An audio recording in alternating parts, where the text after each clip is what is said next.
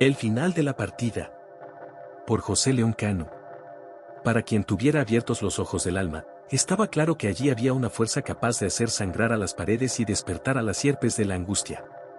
Una fuerza que servía de sustento a las bajas pasiones, a la vez que se alimentaba de ellas. Los que eran capaces de experimentar su presencia, la sentían como una música abyecta que solo pudiera escucharse a través del sobrecogimiento del corazón, y aquel atardecer la fuerza hacía resonar en el pecho de los sensitivos, la más espantosa de sus melodías. Caía la lluvia, con la tarde, en los ámbitos estrechos del claustro. El suelo del jardín, de leprosa oscuridad, se dejaba empapar con la pasividad de quien hubiera recuperado demasiado tarde el amor de su vida, pues ya nada podía fructificar en él. Pero el ligero temblor de los secos ramajes, la desacostumbrada avidez con que el agua era absorbida, podía crear la ilusión de que alguna odiosa turba de seres sin forma ni volumen recogiera la vida contenida en el agua para crecer cada vez más profundamente hacia abajo. Como si fuera consciente de su lenta derrota, una turbia claridad hacía frente, penosamente, a la bruñida piel de la noche, que ya insinuaba su incipiente magia por los rincones oscuros. Y toda la melancolía del mundo tenía cabida en aquel angosto lugar.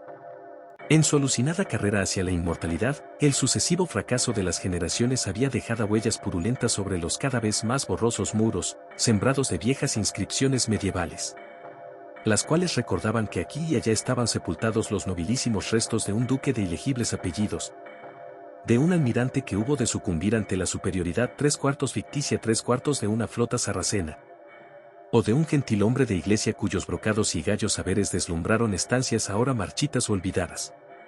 Pasiones oscuras, las que más brillo inculcan a la mirada de los hombres, se sustentaban de la fuerza que residía en el palacio gótico, ajena al sucederse de los siglos. Muertes violentas y hechos espantosos, aunque poco dignos de ser aceptados por la cordura, se habían sucedido igualmente bajo los podridos artesonados que, en sus rincones ocultos, servían de guarida a los murciélagos. Derribado junto al vitral del gran salón, al otro lado del claustro, el cuerpo de una mujer desnuda apareció de madrugada, en las postrimerías del siglo XVIII, con una moneda del emperador Diocleciano atravesada en la garganta. Nadie logró descubrir la identidad del fascinante cadáver, la suave piel aceitunada, los senos como manzanas en agraz, atroz la expresión de su boca desmesuradamente abierta, la del brillo inhumano de sus ojos verdes, destrozados por hilos de sangre, cuya sobrecogedora aparición fue atribuida, para escarnio de volterianos y revoltosos, a los designios insondables del demonio. Los más viejos recordaban que sus abuelos habían contado, al calor de hogueras lejanísimas, cierto ominoso aquelarre celebrado en el palacio cuando sus muros eran jóvenes y el odio los envenenó para siempre. Napoleón comenzaba a saborear el sangriento vino de las victorias. Media Europa esperaba el apocalipsis, mientras la otra media creía estar despertándose ante las puertas de un mundo mejor. Y una mañana de primavera 3/4 por aquel entonces 3/4 llovió granizo rojo sobre el cubículo ajardinado del pequeño claustro. Se formó en el suelo una capa rugosa que, al deshelarse, adquirió toda la apariencia de la sangre coagulada. Y el insólito licor, como si de lluvia se tratara, fue ávidamente absorbido por las profundidades. Todavía quedaba en la ciudad algún viejo que, al serle referido el suceso, creyó recordar, de la misma forma que si fueran los retazos inconexos de una horrenda melodía, algo que había oído de su abuelo. O tal vez de un anciano ciego como Homero, con respecto a una congregación de brujos y nigromantes, reunidos al amparo de los muros palaciegos para escapar de la Inquisición. Decíase que los brujos, sorprendidos en el ejercicio de sus artes oscuras, habían sido pasados a cuchillo allí mismo, uno a uno hasta completar el número de 12. Y en medio de los últimos terrores, cuando sangre y acero se abrían a los primeros abrazos de la muerte, levantaron las manos en signos inusuales, entrelazaron los dedos por encima de su propia carnicería, a fin de que el lugar fuera maldita hasta su completo desarraigo por el señor de la pata de cabra. Era una fuerza invisible pero patente, como digo, para quien tuviera abiertos los ojos del alma. Por eso temblaban los sensitivos, aunque incapaces de adivinar la causa, cuando la desgracia o un destino abyecto les empujaba al interior de aquellos muros.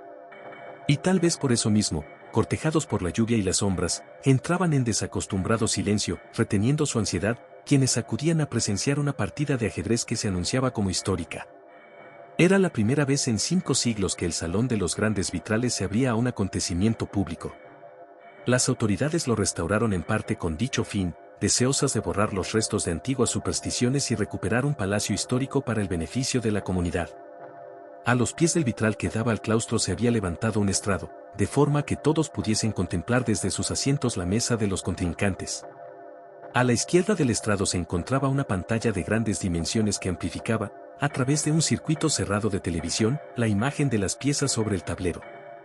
Gracias a esa pantalla, los espectadores podrían seguir cómodamente el encuentro de dos hombres, cuyas pasiones eran el juego diabólico y el odio que se profesaban entre sí. Ulianov, el eslavo, respondió con un gesto ceñudo al aplauso de los espectadores, mientras Carpentier, el francés, lo hacía con una anticipada sonrisa de triunfo. Algo se revolvió detrás de los muros al calor de esos aplausos. No en vano era también la primera vez, en mucho tiempo, que el lento sosiego del salón se perturbaba con vibraciones más ardorosas y consistentes que las originadas por la lluvia y el viento desde los arcos del pequeño claustro. Pequeñas gotas de sudor iluminaban la frente y el pálido cráneo de Ulianov, cuyos ojos de hielo azulado parecían pertenecer a un cadáver debido a su fijeza y apagado brillo. Solo la ligera crispación de su boca, con las comisuras excesivamente contraídas, mostraba una emoción implacable. En cuanto a Carpentier, lo excesivo de su sonrisa, la demasiada fatuidad y ligereza de sus ademanes, querían manifestar una seguridad que estaba muy lejos de poseer. Carente del espeso entramado lógico de Ulianov, el francés era temido, sin embargo, por sus audaces golpes de inspiración, por la pasmosa celeridad con que reaccionaba a un cerco insidioso o a una trampa aparentemente mortal. Ulianov era un tanque y Carpentier un saltamontes. La precisión aplastante del primero se veía burlada por alguna pirueta imprevisible que, en manos de un jugador menos favorecido por la inteligencia, hubiera parecido ridícula. Y en varias ocasiones la disparidad de ambas tácticas había terminado en tablas.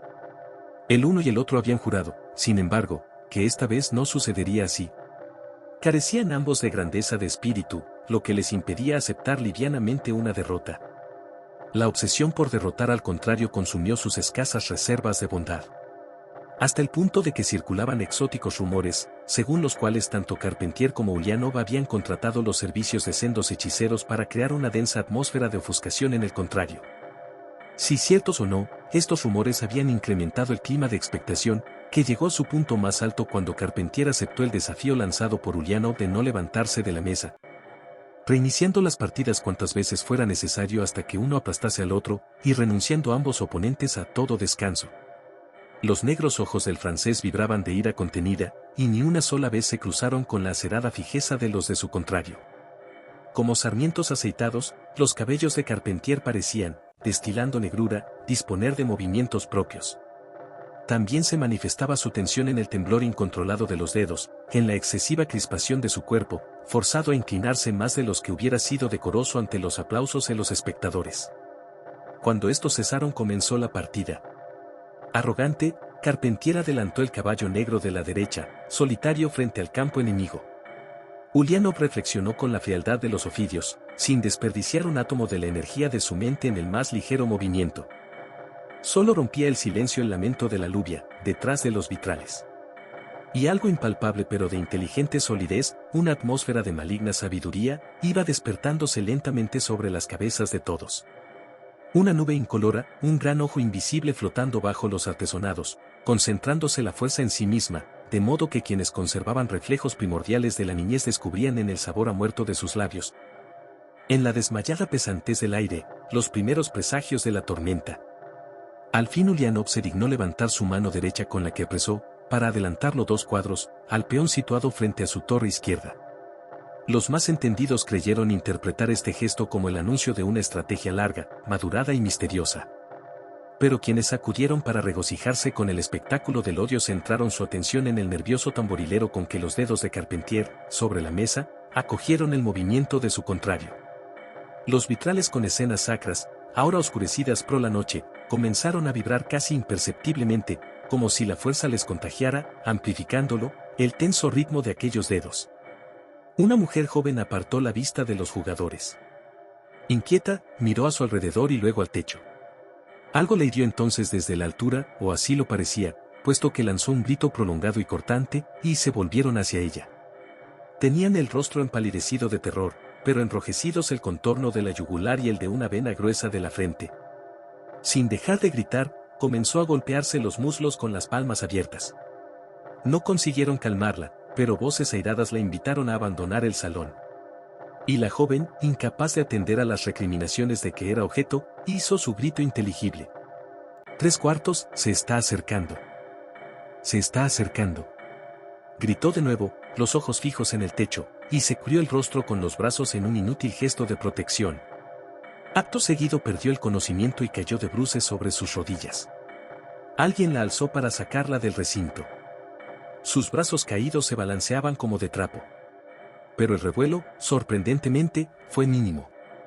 Sentáronse de nuevo los pocos que se levantaron, y los escasos murmullos fueron pronto acallados por la fascinación que emanaba del estrado, dos figuras de cera, a no ser por la respiración afanosa de Carpentier, empeñadas en dominar los resortes del universo a través de una suma cuadrangular de blancos y negros.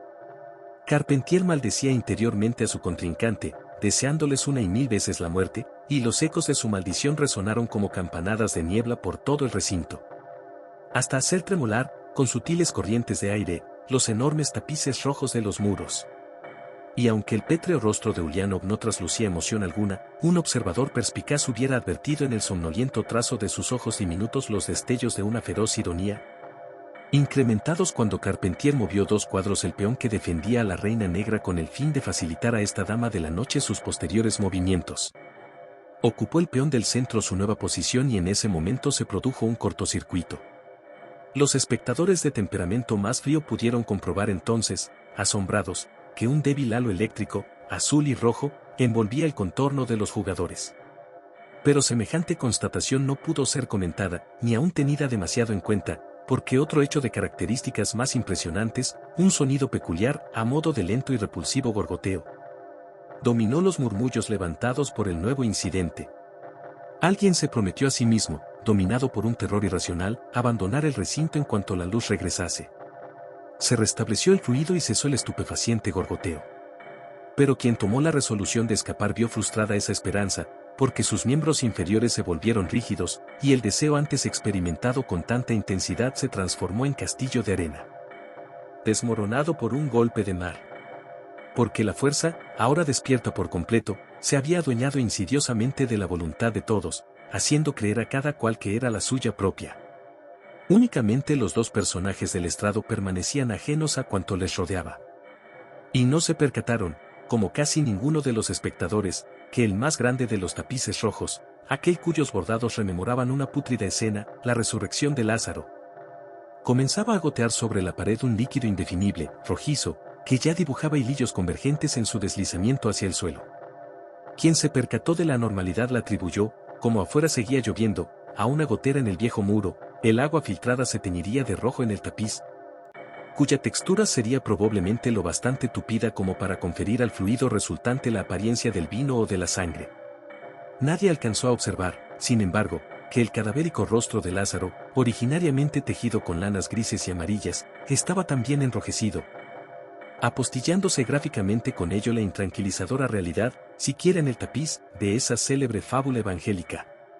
Los hechos se sucedieron a continuación con la vertiginosa rapidez, de torbellino, que acompaña a veces a las pesadillas. Ulyanov movió su caballo izquierdo, creando una situación de clara amenaza para su contrario. Carpentier se puso tenso como un arco de violín. Un copioso sudor resbalaba por sus sienes congestionadas. Y este mínimo detalle ejerció tan poderosa influencia en el ánimo de los espectadores que casi hubieron de olvidarse de los inquietantes sucesos acaecidos. La lluvia era ya fragorosa al otro lado de los vitrales, haciéndose semejante a un hervidero en el patio del claustro. Incapaz de soportar su propia tensión, el francés levantó por un momento la vista del tablero y la cruzó, como por azar, con la de uno de los espectadores de las últimas filas, regresándola un segundo después a las fichas. Se levantó entonces ese espectador, retorcidas sus entrañas por un fuego venenoso, y vomitó un gran chorro de sangre, sin encontrar después más reacción, estupefacto ante el hecho espantoso, que un gemido desfallecido e infantil surgiendo de su propia garganta. Fue la señal definitiva.